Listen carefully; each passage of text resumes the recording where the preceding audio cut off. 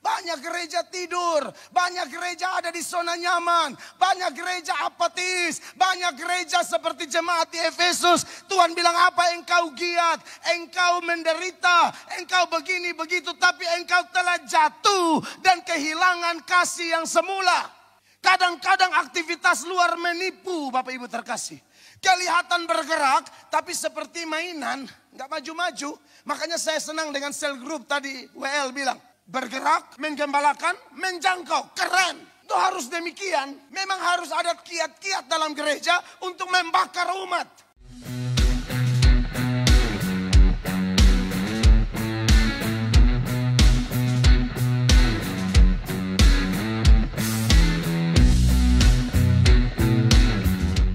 Puji Tuhan, salam. Saya bersyukur, terima kasih banyak buat Ibu Gembala, Pak Lemuel dan semua pengerja, bahkan semua jemaat yang menerima kami sebagai saudara untuk kita sama-sama maju untuk kepentingan kerajaan Allah. Amin. Baik, saya Pendeta Mel Atok dari Kupang, NTT. Dulu salah satu saudara saya lama melayani di sini, Ibu Yuneri, Yusuf. Dan beliau sekarang salah satu pendukung pelayanan kami karena dia menikah dan tinggal di Kupang dan dia memang orang Kupang. Itu kayak saudara perempuan saya. Dan puji Tuhan, saya menggembalakan satu gereja karismatik, gereja sidang jemaat Allah di Kupang, Amazing Grace Church. Di depan gereja tertulis bengkel orang berdosa. Karena bagi saya gereja bukan tempat kumpulnya para malaikat. Gereja itu tempat kumpulnya orang-orang kotor yang terima Yesus lalu dibaharui terus menerus supaya tambah hari semakin serupa dengan Kristus. Saya bersyukur saya dan istri menggembalakan dan hari ini beliau lagi khotbah di gereja karena saya tidak ada. Dan saya dan istri punya pengalaman menarik, pacaran 1,5 tahun, kemudian menikah. Selagi pacaran saya sudah bilang sama istri saya, nanti saya rindu punya 4 orang anak. Istri bilang siap. Kalau jadi kita, saya rindu punya 4 anak dan saya mau cowok semuanya. Istri bilang, oh kebetulan saya juga suka cowok karena mereka banyak saudara perempuan. Kalau saya memang keluarga cowok semua dan saya suka sekali anak cowok gitu. Puji Tuhan anak-anak saya doakan supaya mereka semua melayani Tuhan Yesus Kristus ya. Begitu ya Ibu Gembala ya, rindu kita punya anak-anak hamba Tuhan semua terlibatlah. Tidak harus jadi pendeta, mungkin jadi dokter tapi dokter berhati pendeta. Amin. Pengusaha berhati pendeta dan seterusnya. Pokoknya lakukan segala sesuatu seperti untuk Tuhan. Baik, itu sedikit perkenalan. Saya akan mengajak kita memperhatikan Kisah Para Rasul pasal 2 ayat 41 dan ayat 42.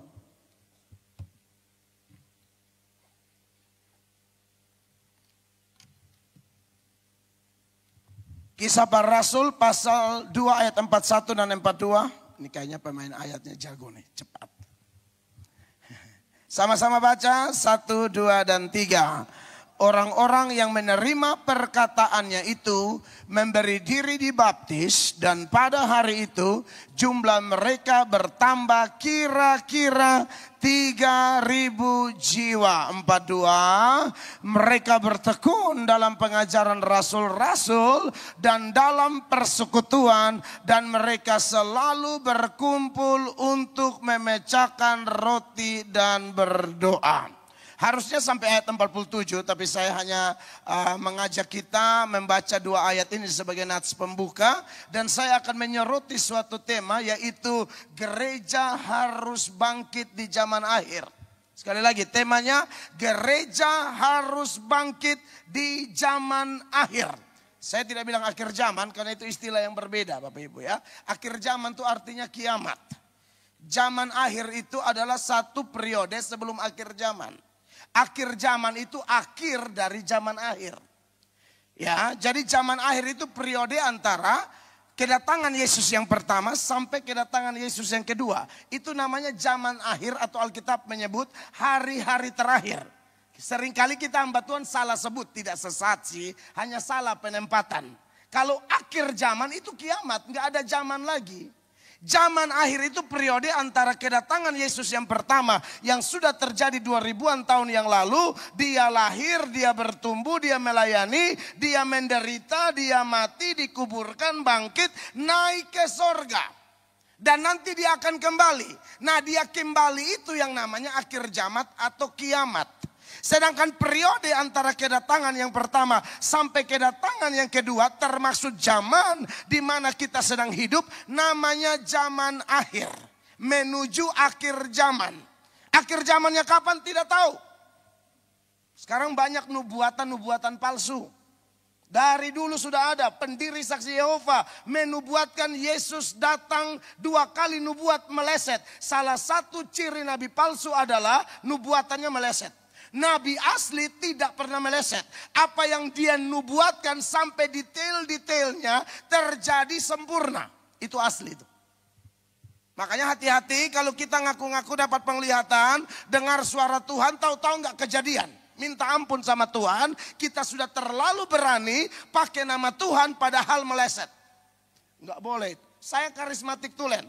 Kelemahan kita orang karismatik kayak gitu. Kebanyakan ngeroh. Kebanyakan katanya ini roh Tuhan, roh Tuhan.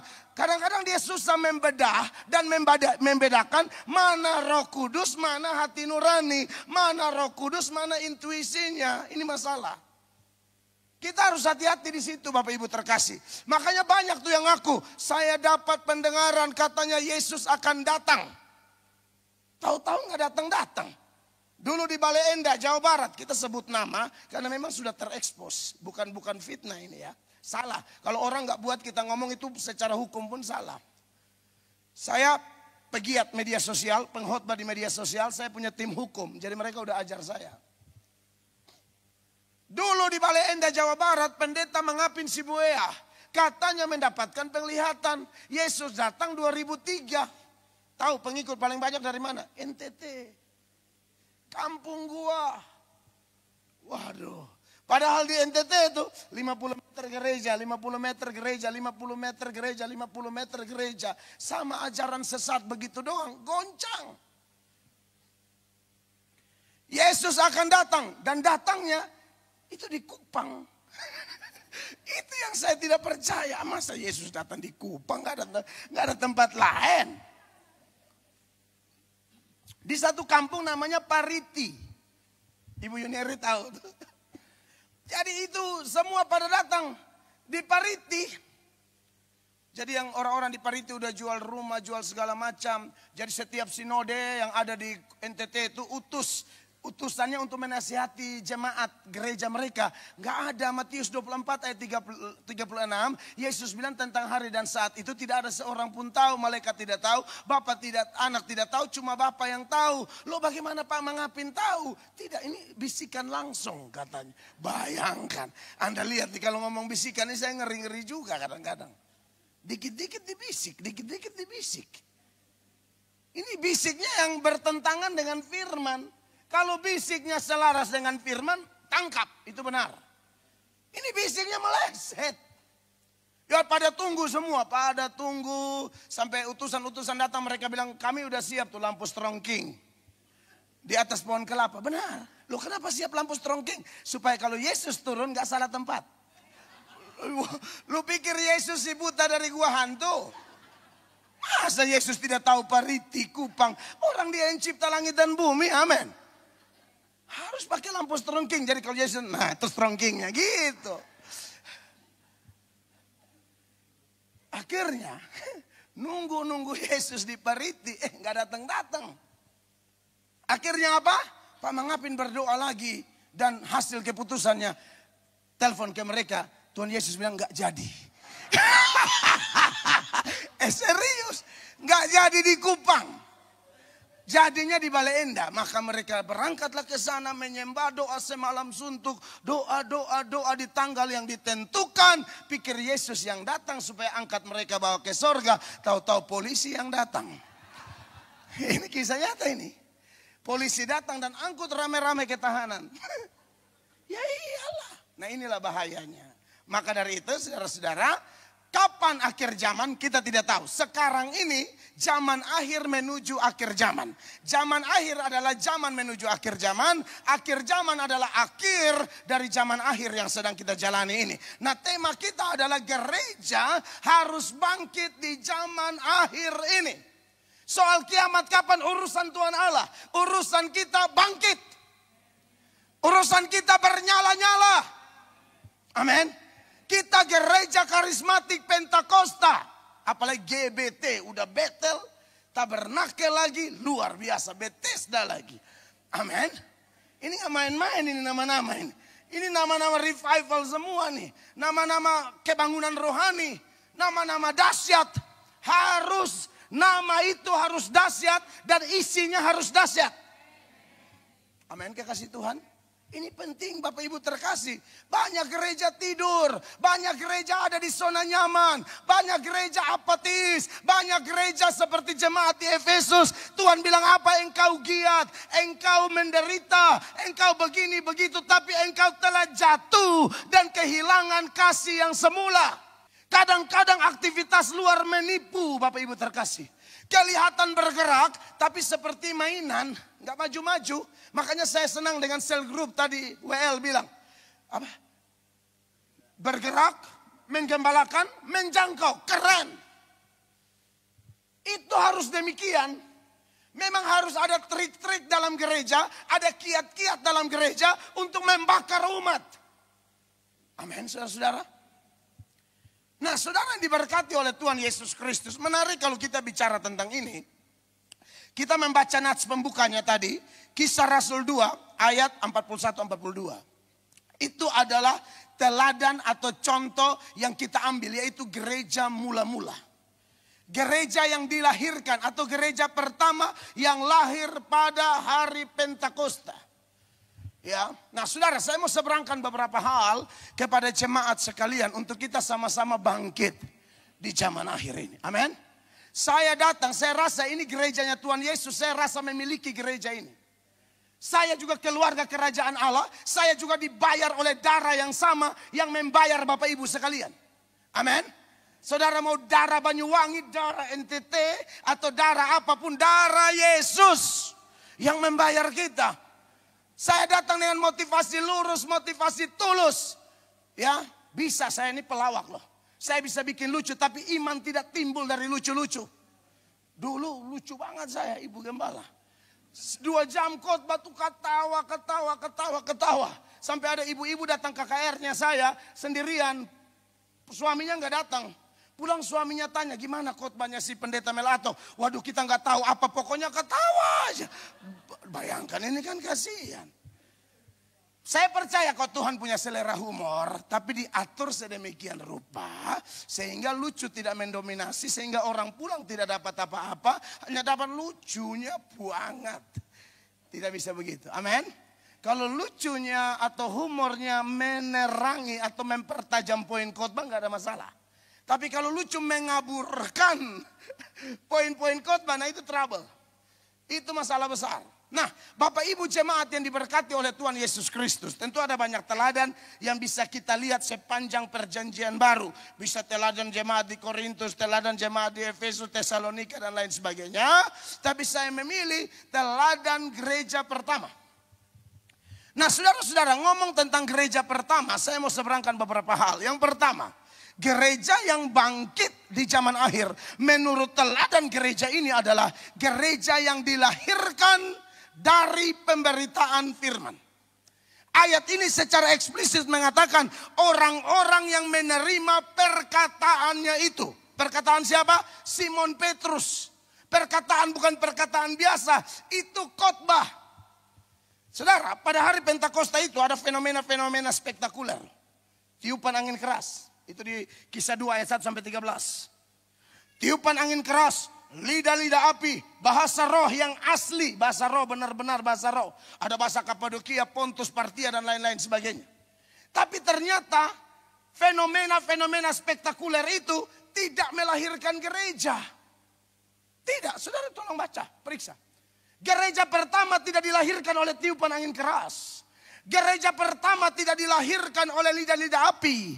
Gereja pertama tidak dilahirkan oleh bahasa lidah. Gereja pertama dilahirkan oleh khotbah Simon Petrus. Amin Bapak Ibu. Silakan cek. Itu mudah banget kok, itu ayat kita hafal semua.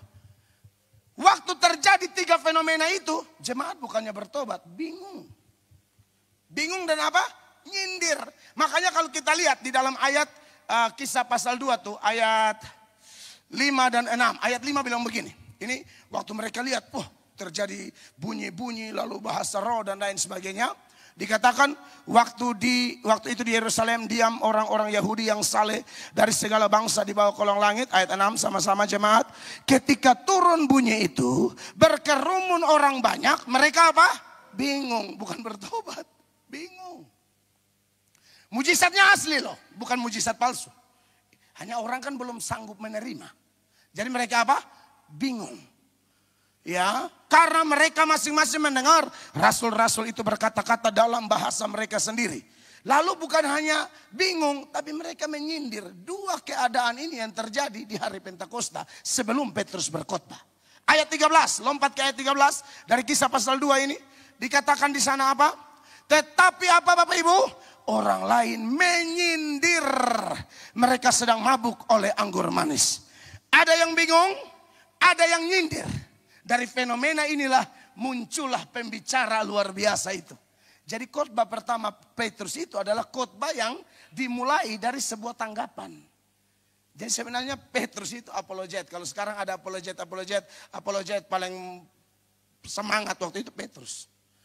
Mereka mengkritisi bahasa roh yang asli ini. Mereka menyindir pekerjaan Roh Kudus. Maka bangkitlah Petrus. Di ayat 14 secara eksplisit dari Kisah pasal 2 itu dikatakan demikian kekasih Allah. Maka bangkitlah Petrus. Berdiri dengan ke-11 rasul itu. Dan dengan suara nyaring ia berkata kepada mereka. Hai kamu orang Yahudi dan kamu semua yang tinggal di Yerusalem. Ketahuilah dan camkanlah perkataanku ini. Saya tidak usah baca semua, Bapak Ibu baca. Itu khotbahnya panjang banget. Dimulai dari ayat 14 sampai ayatnya yang ke-36. Dia khotbah. Isi khotbahnya apa? Dia tegur dosa mereka. Injil itu begitu. Yesus itu klimaks dari Injil. Tapi untuk bisa sampai ke Yesus ini harus jelaskan apa dosa, dosamu apa konsekuensi dosa, apa bahaya dosa kalau tidak dibereskan. Dan bagaimana supaya beres? Nah Yesus solusinya. Jangan datang-datang langsung ngomong Yesus, salah. Orang bingung, kenapa Yesus? Ada apa dengan Yesus? Saya baik-baik aja kok. Ekonomi saya baik. Bisnis saya jalan. Tapi firman itu beda. Saudara tahu manfaat firman? 2 Timotius 3 ayat 16 bilang begini. Ini firman.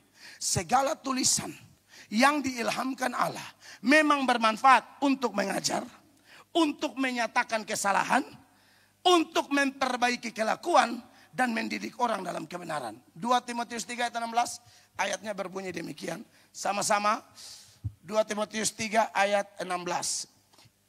16-nya. 1, 2, 3. Segala tulisan yang diilhamkan Allah memang bermanfaat untuk apa? Mengajar. Untuk apa? Menyatakan kesalahan. Untuk apa? Memperbaiki kelakuan. Dan untuk apa? Mendidik orang dalam kebenaran. Ini manfaat firman. Dia mengajar tentang Allah. Siapa Allah kita? Bagaimana prinsip-prinsip Allah. Dan lain sebagainya. Tapi juga menyatakan kesalahan. Daud selesai berzina, aman-aman aja. Datanglah Nabi Nathan.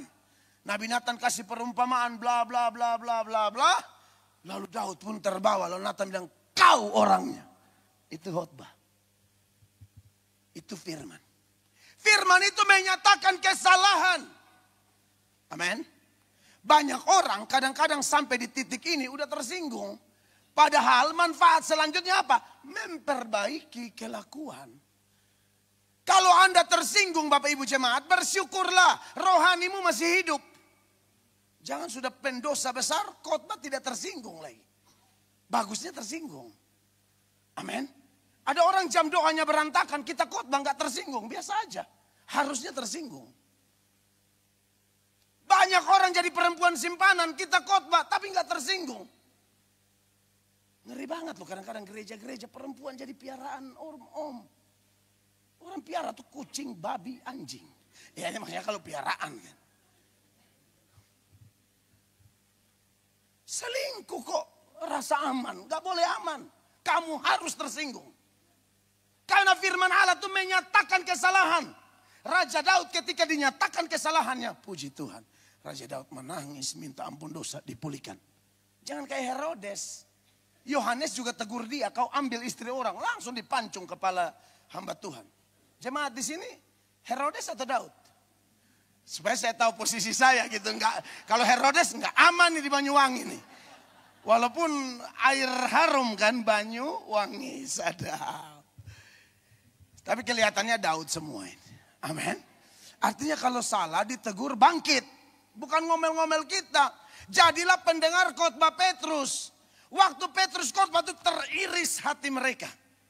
Makanya sepanjang khotbah itu lalu mereka tanya, apa yang harus kami buat? Petrus bilang, beri dirimu dibaptis. Jangan kayak pendengar khotbah Stefanus. Stefanus khotbah malah ambil batu lempar Stefanus. Pengkhotbahnya sama-sama dipenuhi Roh Kudus, sama-sama dipakai Tuhan, pendengarnya yang salah. Saya harap di sini pendengar khotbah Petrus.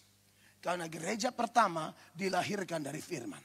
Dia mengajar, menyatakan kesalahan, memperbaiki kelakuan, mendidik orang dalam kebenaran. Jadi gereja pertama itu lahir dari situ.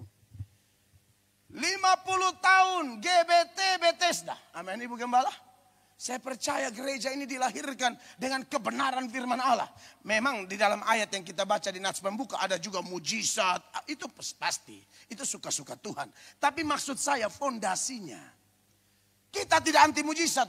Mujizat masih ada kok. Selagi belum kiamat mujizat ada. Tidak anti mujizat. Tapi buat apa cari mujizat. Tapi kalau tidak cari firman. Saudara tahu. Orang-orang yang hadir dalam peristiwa 5 roti dan 2 ikan itu. Ujung-ujungnya apa? Mundur semua. Pernah baca enggak? Injil Yohanes. Mereka pada mundur. Kenapa mereka mundur saudara-saudara? Karena Tuhan Yesus melihat, loh orang-orang ini kayaknya datang cuma cari mujizat. Kasih khotbah keras sedikit, nggak tahan.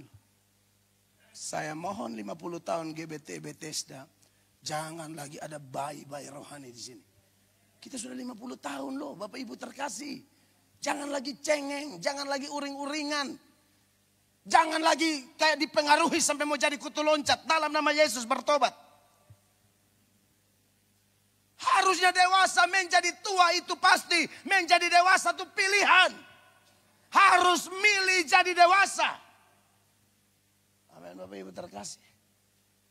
Ini kita ngomong apa adanya Bapak Ibu jemaat terkasih. Mujizat, amin. Mujizat, haleluya. Pas khotbah datang mental. Coba buka Yohanes 6 ayat 60. Mereka nggak tahan dengar khotbah Tuhan Yesus. Enak aja lu mau mujizat tapi nggak mau firman. Perhatikan, sesudah mendengar semuanya itu. Karena khotbahnya keras waktu itu. Jadi kalau pendeta khotbah keras itu ikut teladan Kristus. Amin. Saya kalau mau main aman supaya diundang lagi, saya bikin enak-enak aja. Biar diundang lagi. Ini anggap saja undangan terakhir. Ya kan saya pelayan firman masalahnya. Amin. Ini ayat sama-sama baca Bapak Ibu. 1, 2, 3. Sesudah mendengar semuanya itu. Banyak dari murid-murid Yesus yang berkata. Perkataan ini keras. Siapakah yang sanggup mendengarnya? Ujung-ujungnya apa? Ayat 66 langsung 1, 2, 3. Mulai dari waktu itu banyak murid-muridnya mengundurkan diri dan tidak lagi mengikuti dia. Baca seluruh konteks Yohanes 6 itu tentang 5 roti dan 2 ikan.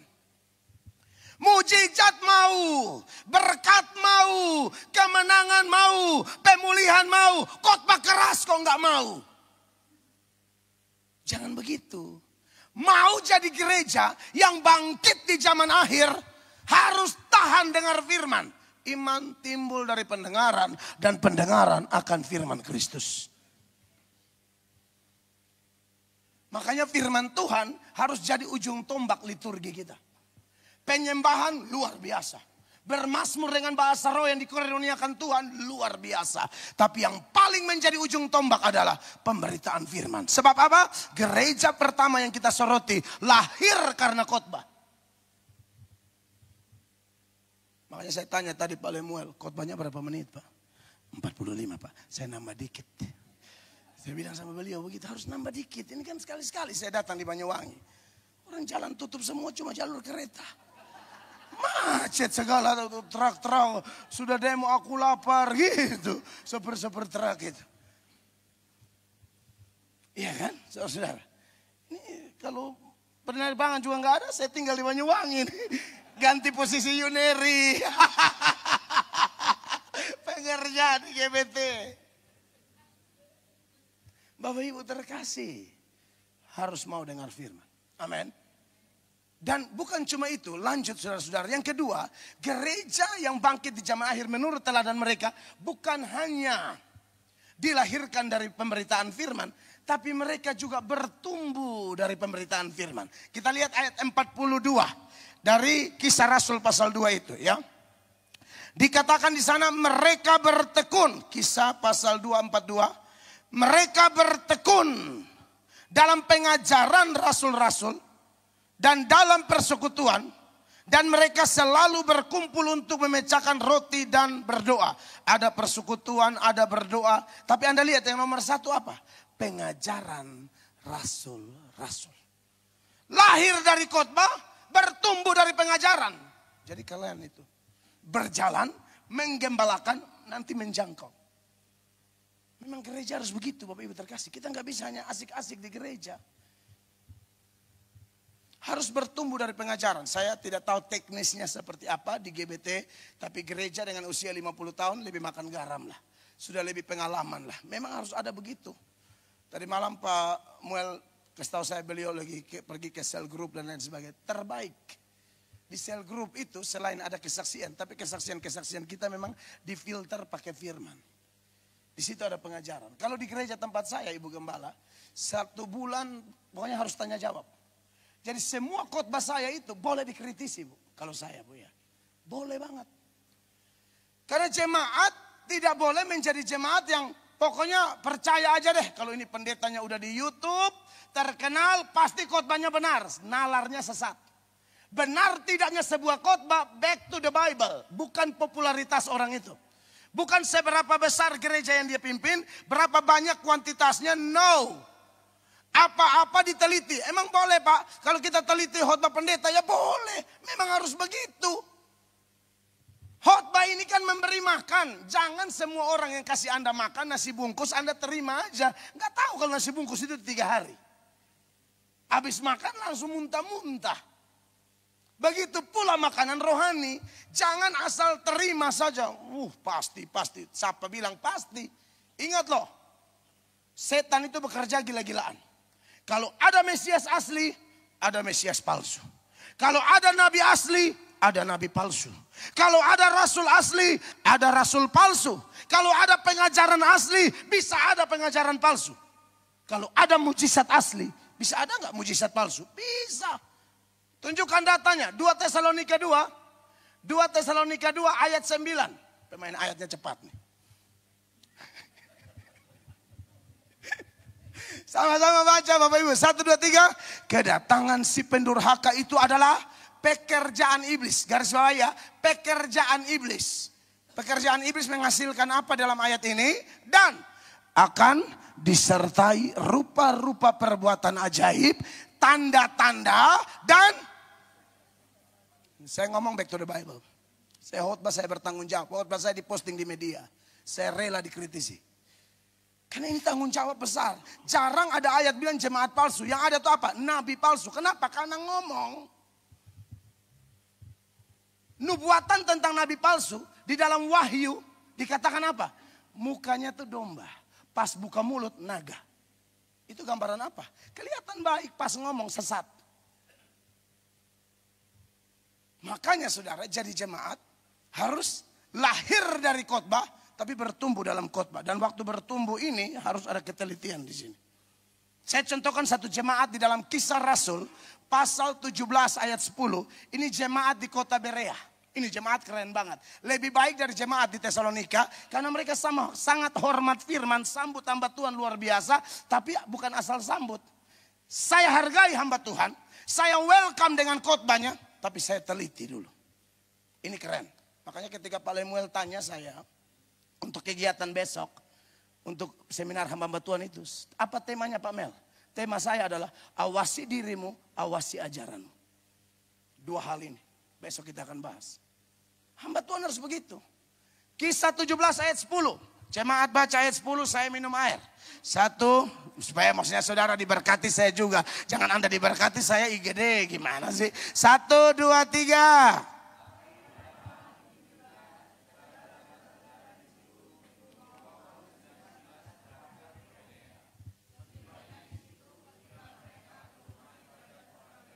Ya, ayat 10 jelas ya, ini jemaat Berea. 11-nya sama-sama jemaat 2, 3. Orang-orang Yahudi di kota itu lebih baik hatinya daripada orang-orang Yahudi di Tesalonika. Kenapa? Karena mereka menerima firman itu dengan segala kerelaan hati. Tapi tidak sampai di situ, dan setiap hari mereka menyelidiki kitab suci untuk mengetahui apakah semuanya itu benar demikian. Saudara tahu yang khotbah siapa? Paulus. Bagi jemaat di Berea gua nggak pusing mau Paulus mau siapa, periksa dulu. Paulus juga manusia, bisa salah. Jemaat keren. Amin. Jemaat Bethesda, periksa. Makanya paling bagus tuh datang gereja bawa catatan. Menurut saya sih. Soalnya di tempat saya catatan semua, Bu. Boleh pakai handphone. Handphone dibuat mode pesawat, siap semua tuh. Poin pertama. Ayat ini gitu. Saya pernah khotbah salah, Bu. Di WhatsApp sama jemaat. Minggu depannya saya mengaku, Bu. Minggu lalu khotbah saya salah. Ayat yang saya kutip salah. Dari mana saya tahu? Jemaat WhatsApp saya. Saya minta maaf di mimbar. Minta maaf kiraan gereja sunyi. Malah tambah rame. Karena memang jarang pendeta minta maaf. Padahal jemaat tuh senang loh. Tambah rame. Ibadah 1 kali jadi 2 kali, 2 kali jadi 3 kali. Sampai bongkar bangkir gedung, sampai bangun gedung 10 miliar. Dimulai dari apa? Pemberitaan firman. Dimulai dari apa? Pengajaran yang ketat. Saya tahu kok, saya tidak mungkin hamba Tuhan pengetahuan sempurna itu nggak ada. Jadi harus dikritisi. Dari mana kita tahu? 1 Korintus 13 ayat 9. Pemain ayatnya cepat sekali ya. 1 Korintus 13 ayat 9. Itu lebih ke motivasi ya. 1 Korintus 13 ayat 9. Baru dipuji ya kan. 2 Timotius yang muncul malah ya. 1 Korintus ya 13. Gak apa-apa, saya tahu. Sorry, saya nggak pakai PowerPoint karena khotbah begini harus lepas, harus tak gitu loh. Ya toh. 1 Korintus 13 Pak. Pemainnya cepat, hanya mungkin apa aja ya. Saudara lihat di sini. Ini saya tidak sedang ngomong ini untuk apa ya? Kita semua rendah hati, pendeta, hamba Tuhan. Tidak ada pengetahuan sempurna. Makanya boleh jemaat kasih masukan. Boleh banget. Lihat ini ayat nih. Sebab pengetahuan kita tidak lengkap. Dan nubuat kita tidak sempurna. Salah satu bagian dari nubuat itu apa? Khotbah. Khotbah itu bagian dari nubuat. Memberitakan. Tidak sempurna. Layak dong dikritisi. Karena masalahnya sikap orang kepada Tuhan itu sangat ditentukan oleh sikapnya kepada firman. Kalau kita yang menyajikan firman tidak bertanggung jawab, wah bahaya ini. Ini kasihan jiwa-jiwa. Ini makanan rohani. Ibrani 2 ayat 1 mempertegas bagaimana kita mendengar harus dengan teliti. Minggu depan buat catatan semua ya. 1, 2, 3. Karena itu harus lebih teliti kita memperhatikan apa yang telah kita dengar. Supaya kita jangan hanyut di bawah arus. Jangan asal lihat video TikTok yang pendek-pendek langsung sharing. Cek dulu video utuhnya. Kita ini kadang-kadang suka latah. Asal pas dengan emosi kita. Gak peduli cocok sama Alkitab atau enggak. Yang penting pas sama emosi saya. Pas nih, pas lagi banyak utang, muncul ini ayat. Wah, langsung sharing. Tunggu dulu, cek pembicaranya. Sorry, kita harus ngomong, ini bukan sok rohani, ini kehati-hatian. Mau jadi jemaat yang bangkit, bukan asal telan. Filter.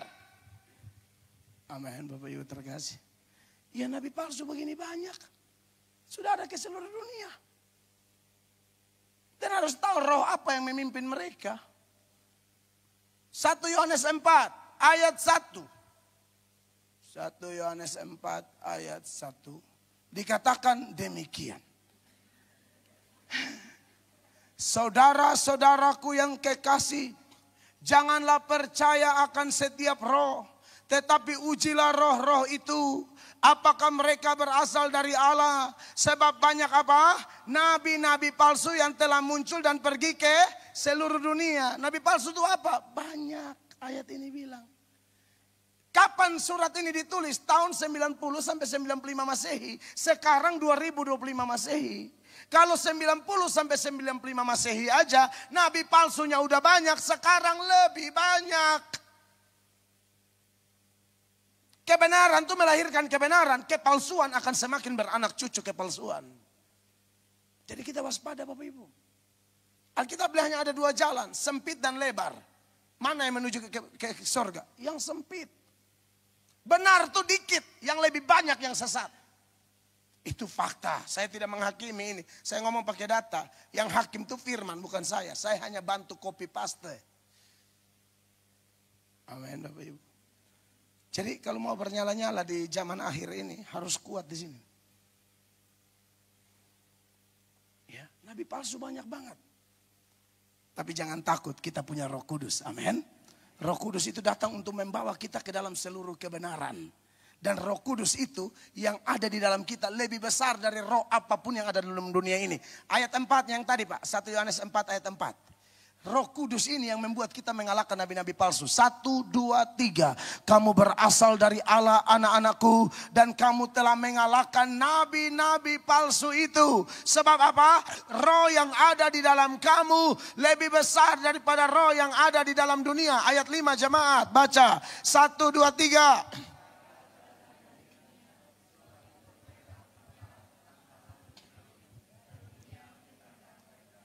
Orang dunia paling suka pembicara-pembicara duniawi. Makanya ini ayat bilang apa? Mereka berasal dari dunia, sebab itu mereka berbicara tentang hal-hal duniawi dan dunia mendengarkan mereka. Tapi Anda orang milik Kristus pasti tidak suka yang begini. Anda suka mendengar pengajaran. Itu tanda roh penyesat dan roh kebenaran. Ayat 6, sama-sama. 1, 6. 1, 2, 3. Kami berasal dari Allah. Barang siapa mengenal Allah, ia mendengarkan kami. Barang siapa tidak berasal dari Allah, ia tidak mendengarkan kami. Itulah tandanya roh kebenaran dan roh yang menyesatkan. Jadi kalau ada di ruangan ini, Anda tidak suka khotbah ini, kemungkinan Anda Kristen palsu. Kok bisa Anda tidak suka dengar khotbah? Kalau dengar yang aneh-aneh paling cepat. Dengar firman, ngantuk. Hati-hati loh. Sorry to say. Tunjukkan kembali ayat 6. Ayat 6, muka saya tidak penting. Ayat 6. Ayat itu eksplisit. Tanda roh penyesat dan roh kebenaran adalah Anda suka dengarnya apa. Khotbah kalau 1 jam tidak ada firman. Wah, kok itu bukan khotbah. Khotbah itu memberitakan firman. Beda dengan ruang kesaksian. Sorry, saya mesti ngomong. Beda, ruang kesaksian kan ada. Hari apa ibu-ibu bersaksi saya hampir ditabrak angkot. Nah, itu kesaksian. Tapi kalau yang saya ngomong ini dipenuhi firman. Karena ini khotbah namanya. Beritakan firman. Saudara periksa kembali khotbah Petrus yang tadi itu. Saudara itu dia kutip dari Yoel. Dia kutip dari Mazmur. Memang khotbah itu harus banyak kutip. Itu khotbah yang melahirkan gereja. Banyak kutip ayat supaya tidak asal bunyi.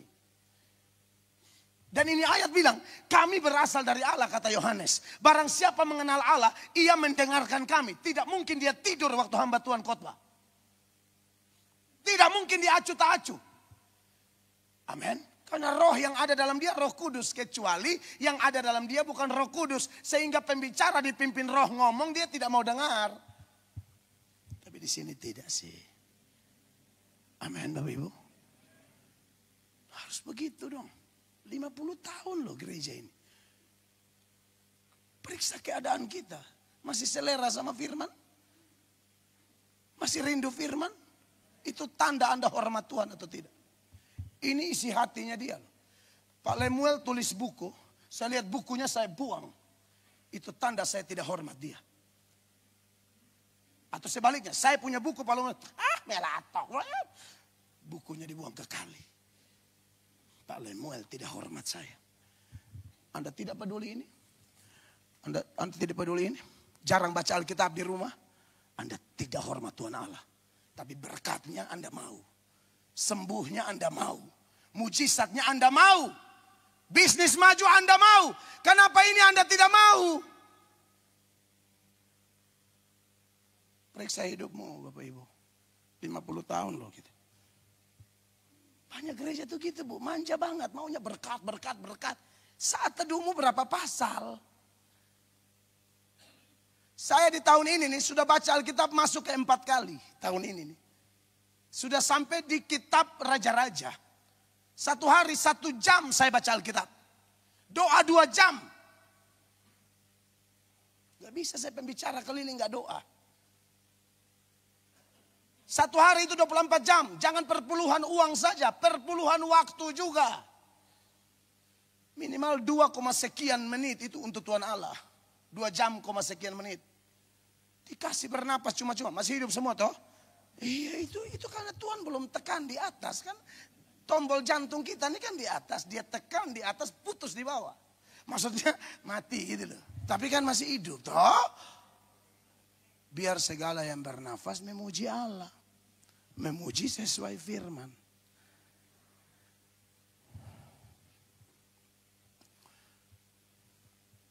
Udah poin 3 deh. Ini beberapa wajah mencurigakan sekali ya. Saya ini bingung dicintai, diterima atau ditolak. Ini saya bingung nih. Jujur, saya lebih ke penyerahan total saja ya. Oh ya iyalah. Tenang kok, saya nggak selalu datang. Mencurigakan sekali. Kayak roh rejectnya itu kuat sekali. Nggak bercanda. Yang ketiga. Gereja yang bangkit di zaman akhir. Dilahirkan dari pemberitaan firman Allah. Bertumbuh dari pemberitaan firman Allah. Yang ketiga, memberitakan firman Allah. Ini kan gereja ini begitu. Saudara, waktu mereka berdiaspora, waktu terjadi penganiayaan, itu rasul-rasul tunggu di Yerusalem. Yang paling berdiaspora itu jemaatnya. Kisah Rasul pasal 8. Ayat 1 kita baca bergantian ya. Kisah Rasul pasal 8 ayat 1 dikatakan 1, 2, 3 jemaat.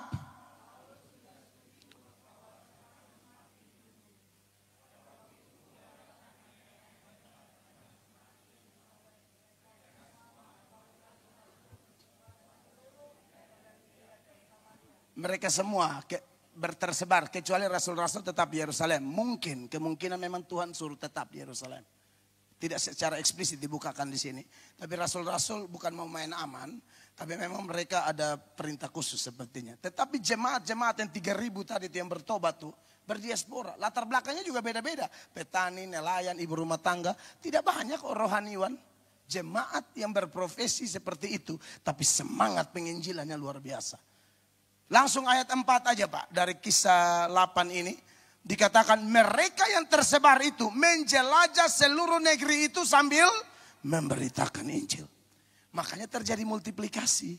Dari 3.000 jadi 5.000, 5.000 jadi 7.000 dan seterusnya. Bukan pendetanya aja. Jemaatnya memberitakan Injil. Zaman gerejanya Pak Paul Yonggi Cho. Itu ngeri banget itu gereja. Mau di train, mau di mana mereka injili orang. Makanya itu gereja multiplikasi sampai jemaatnya bisa juta. Karena gerejanya aktif semua. Saya yakin kita harus bangkit. Amin. Amanat agung, the Great Commission, bukan hanya tugas pendeta, tapi tugas kita semua. Pergi jadikan semua bangsa muridku dan baptis mereka dan seterusnya. Itu adalah tugas gereja, bukan tugas rohaniwan saja atau tokoh agama. Gereja Tuhan yang saya gembalakan penuh karena jemaat. Karena jemaat, jujur. Saya juga, tapi kami sama-sama menginjil. Penuh Pak. Saya bingung, datang pertama cuma istri doang. Beberapa bulan suaminya sudah, tantenya, satu keluarga di mobil itu penuh sesak-sesak datang gereja. Itu keren. Bapak Ibu terkasih, apa hadiah yang saudara kasih sebagai bentuk syukur saudara karena sudah diselamatkan oleh Tuhan? Jangan tinggal diam. Seorang teolog Inggris namanya Charles Haddon Spurgeon. Spurgeon mengatakan, kamu tidak mungkin menikmati manisnya madu Injil kalau engkau memakan semuanya sendirian. Harus bagi orang. Bangkit gereja Tuhan, saya percaya Roh Kudus bantu kita. Sebagaimana Roh Kudus bantu Petrus dan kawan-kawan, roh yang sama masih ada. Dan semua orang yang percaya Yesus dimeteraikan dengan roh. Roh itu membuat kita mencintai firman, membenci dosa.